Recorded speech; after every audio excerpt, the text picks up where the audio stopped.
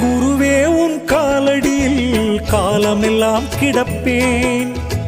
நீ தூண்டும் நெருப்பிலே ஆசைகளை எரிப்பேன்.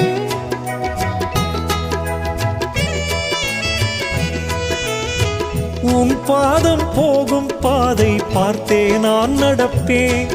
உன் நாட்காட்டி விரலாக நான் தானே இருப்பேன்.